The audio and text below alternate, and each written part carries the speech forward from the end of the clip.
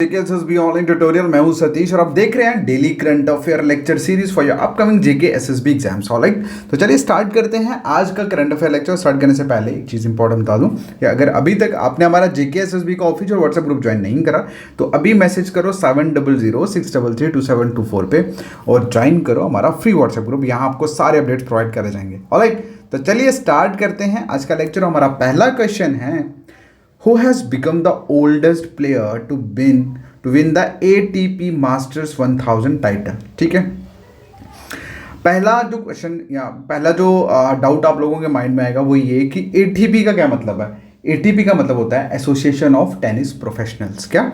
Association of, यहाँ लिखते हैं एसोसिएशन ऑफ टेनिस प्रोफेशनल। ठीक है, प्रोफेशनल्स। ओके, अब आपको एक चीज़ पता लग गई होगी कि जो ATP मास्टर्स 1000 टाइटल है ये क्या है। ये बेसिकली एक टेनिस की टूर्नामेंट का नाम है। ठीक है, जैसे IPL हो गया, वर्ल्ड कप हो गया, है ना। तो इस तरह से जो अलग अलग रणजी ट्रॉफी हो गया, तो ये क्या है, ये अलग अलग टूर्नामेंट्स है ना सेम गेम के। तो इसी तरह से टेनिस में ये एक टूर्नामेंट है जिसमें टॉप लेवल के जो प्लेयर्स होते हैं वो खेलते हैं। क्लियर है? चलिए, अब क्वेश्चन में क्या पूछा है कि ओल्डेस्ट प्लेयर कौन बना है जिसने ATP मास्टर जो 1000 टाइटल है वो जीता है। तो इसका जो आंसर है दैट इज रोहन बोपाना। क्या आंसर है? रोहन बोपाना। रोहन बोपाना ओल्डेस्ट प्लेयर बना है ATP मास्टर्स 1000 टाइटल को जीतने के लिए और बेसिकली ये 43 ईयर ओल्ड है। कितने? 43 ईयर ओल्ड है। और बेसिकली जो इन्होंने जीता है वो डबल, मतलब मेंस डबल टाइटल इन्होंने जीता है, जिसमें इंडियन वेल मास्टर्स और उनके ऑस्ट्रेलियन पार्टनर मैथ्यू एडविन, ये दोनों साथ मतलब डबल में इन्होंने वो जीता है। क्लियर है? तो इसके अलावा आपको एक्सपर्ट बनने की जरूरत नहीं है, it is sufficient. Next question की अगर हम बात करें तो नेक्स्ट क्वेश्चन पूछा है कि PM Mitra mega textile, textile होता है कपड़ा, मतलब कपड़ों की फैक्ट्री को बोला जाता है। ठीक है, तो टेक्सटाइल पार्क जो है वो कितनी स्टेट्स में सेटअप किया गया है।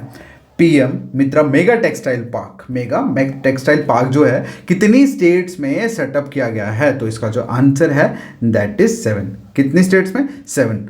क्लियर है? अब कौन कौन सी स्टेट में करा है सुनिए। तमिलनाडु हो गया, तेलंगाना, कर्नाटका, महाराष्ट्र और गुजरात में। गुजरात, उसके बाद सॉरी मध्य प्रदेश और उत्तर प्रदेश में। क्लियर है? मध्य प्रदेश और उत्तर प्रदेश में। ऑलराइट, बस this is something which you have to know about this. चलिए नेक्स्ट क्वेश्चन की बात करें। क्वेश्चन में पूछा गया है कि किनको चेयरमैन और मैनेजिंग डायरेक्टर जो है वो अपॉइंट किया गया है। किसका?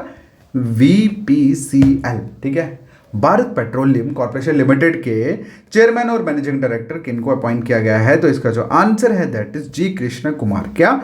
जी कृष्ण कुमार। इनको मैनेजिंग डायरेक्टर, CMD और CEO चेयरमैन जो है वो अपॉइंट किया गया भारत पेट्रोलियम कॉर्पोरेशन लिमिटेड का। ओके, तो इसके आगे अगर हम बात करें तो इसमें सिर्फ यही जानने वाली चीज़ है कि जो डिसीजन है ये लिया गया और देन उसके बाद अप्रूव करा गया किसके through? Ministry of petroleum and natural gas द्वारा। ओके, क्लियर है? चलिए बढ़ते हैं नेक्स्ट क्वेश्चन की तरफ। क्वेश्चन में पूछा गया है कि जो बुक है, एक बुक के ऑथर के बारे में पूछा गया है। बुक का नाम है Vipin the man behind the uniform. Vipin the man behind the uniform. Book के जो ऑथर हैं वो कौन हैं, एक क्वेश्चन में पूछा गया। तो इसका जो आंसर है दैट इज रचना विष्ट रावत। ठीक है, रचना विष्ट रावत। ओके, और बेसिकली ये जर्नलिस्ट और ऑथर है। इन्होंने एक रिसेंटली बुक लॉन्च करी है, Vipin the man behind the uniform. अब इस बुक का जो मेन फोकस है ये लाइफ पर्सनालिटी और प्रिंसिपल जो कि हमारे CDS थे, चीफ डिफेंस स्टाफ के जनरल विपिन रावत के ऊपर है। ठीक है, मतलब जनरल विपिन रावत के लाइफ पर्सनालिटी और प्रिंसिपल्स के ऊपर हैं, और जो कि इंडिया के first chief of defence staff रहे, जिनकी आप सभी को पता है मतलब उनकी डेथ हुई थी, हेलीकॉप्टर क्रैश हुआ था तमिलनाडु में 2001 में। ठीक है, तो बेसिकली ये जो बुक है ये रचना विष्ट रावत द्वारा लिखी गई है about the life and principles personality of late general Vipin Rawat जो कि फर्स्ट CDS थे।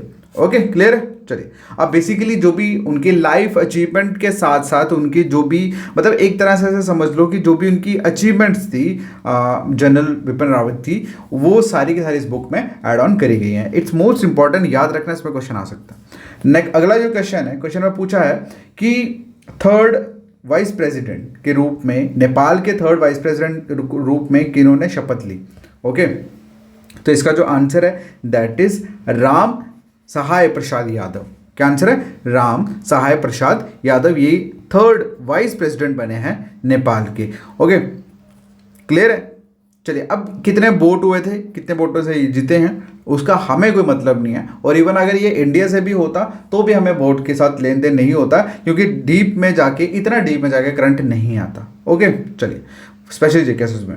चलिए, अब क्वेश्चन है, नेक्स्ट क्वेश्चन में पूछा गया है कि एक सेकेंड, क्वेश्चन में पूछा गया है who has won the single title of the Indian Wells master.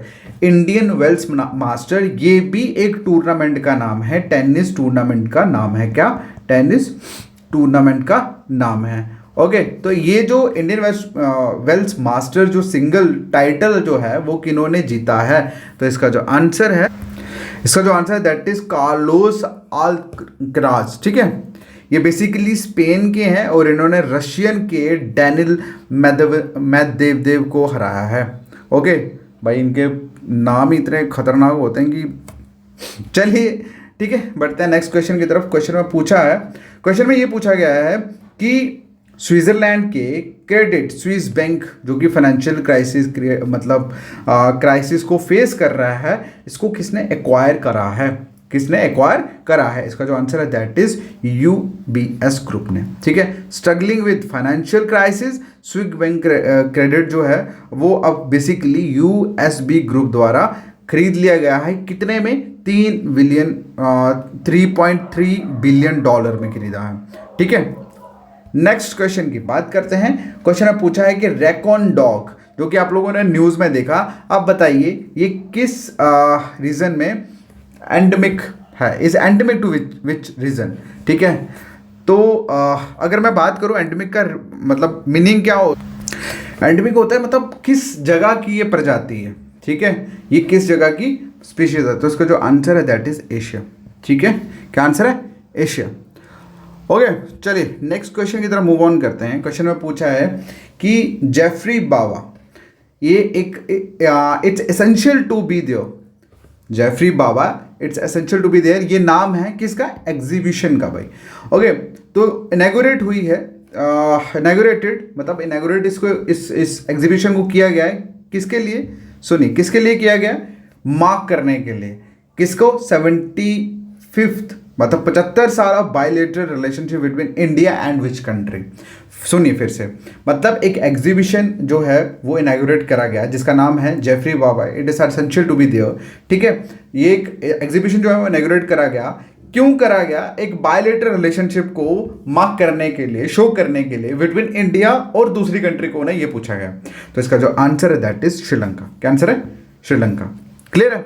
और इसमें बेसिकली क्या है, इस एग्जीबिशन में हाईलाइट करा गया जितने भी फेमस आर्किटेक्ट हैं उनका जो भी फेमस वर्क है फ्रॉम श्रीलंका, उसको मतलब हाईलाइट करा गया है इसको। ठीक है, जेफरी बाबा बेसिकली कौन थे? ये बॉर्न हुए थे 1990 में, और ये बेसिकली एक इन्फ्लुएंशियल एशियन आर्किटेक्ट थे अपनी जनरेशन के। तो उन्हीं के नाम पे ये जेफरी बाबा जो एग्जीबिशन है ये लॉन्च करा गया, इनॉग्रेट करा गया इंडिया और श्रीलंका के बायलैटरल रिलेशनशिप को शो करने के लिए, दिखाने के लिए, मार्क करने के लिए। क्लियर है? आई होप आपको समझ आया होगा। अब नेक्स्ट क्वेश्चन की तरफ मूव ऑन करते हैं। क्वेश्चन में पूछा गया है कि with home the Bombay BSE मतलब बॉम्बे स्टॉक एक्सचेंज ने कोलैब करा है एक FinAm Power के साथ। बताइए वो कौन से इंस्टीट्यूट है? इसका आंसर आप लोग दोगे कमेंट सेक्शन में। ठीक है, और इसके साथ साथ अगर ये वीडियोस रियली में आप लोगों को हेल्पफुल है तो प्लीज़ इसको लाइक करके कमेंट ज़रूर डालना। ठीक है, और कमेंट में लिखना I like current affair with Satish. ठीक है, ऐसे लिख देना। अगर आपने ये कमेंट लिखा तो मैं समझ जाऊंगा कि आपने वीडियो पूरी देखी है। Okay, so all the best, मिलते हैं नेक्स्ट वीडियो में। तब तक के लिए थैंक यू सो मच। ठीक है, बाय बाय।